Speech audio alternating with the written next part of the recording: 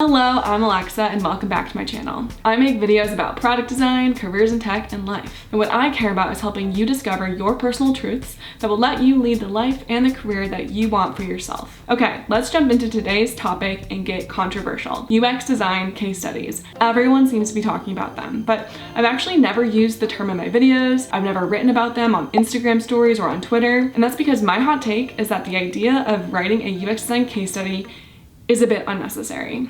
To provide you with more insight into my perspective on all of this, let me bring you back to 2013 when I got my first UX design internship. In short, this is how it went.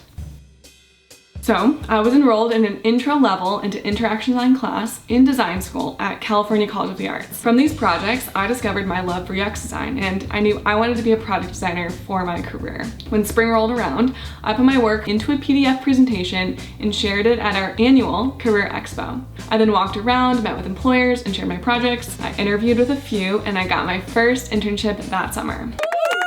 Never did I ever think of my projects as case studies. I never really have used that language to think about my work when interviewing for any UX design job that I've got after that. Sure, the work that I did for that interaction design class followed the standard design and research processes that you'd take to build and validate something created completely new. But when it comes to presenting the work, I never thought to write an in-depth piece about it for sharing. Related, I don't actually remember the idea of a UX design case study becoming popularized until recently.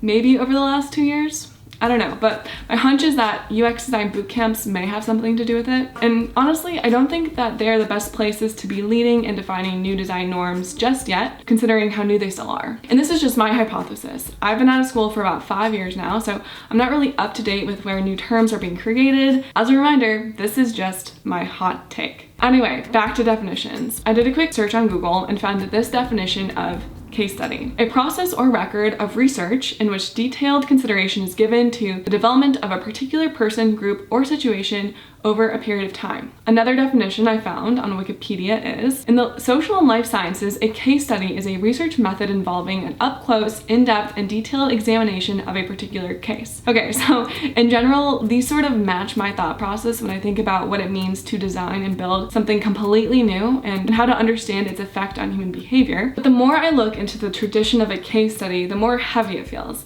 The output is typically an in-depth, written analysis of the findings, like a research journal, which is why I'm not surprised when I see UX design portfolios filled with in-depth, journal-like written case studies.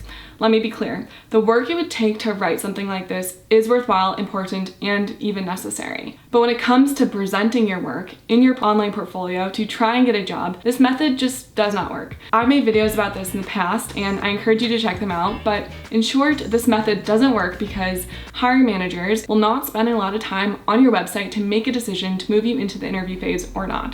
Hiring managers will not spend a lot of time. It's unrealistic to expect them to need to read even 5 minutes of your project to understand it in order to make a decision. I've seen some UX design case studies that look like they would take 30 minutes to read fully in order to understand the project. That's a lot of time. With that knowledge, I encourage you to create a simplified version of the work and think of how to display it less like a journal entry and more like a project you're presenting at a career fair.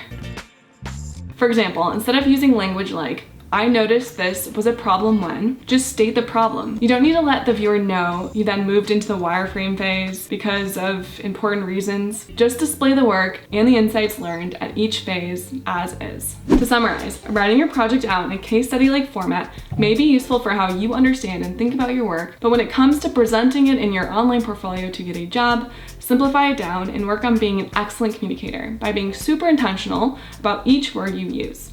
Remember to design for your audience and try to empathize with them. Anyway, that's all for now. I'd love to hear what you think about my hot take in the comments below. If you have any other ideas for hot takes that you'd like me to make a video about, also comment that below. And if you're still listening, that's amazing. Don't forget to subscribe to my channel if you haven't already. And if you've enjoyed this video, why not give it a thumbs up? I hope to see you all next time. That is all for now. Bye.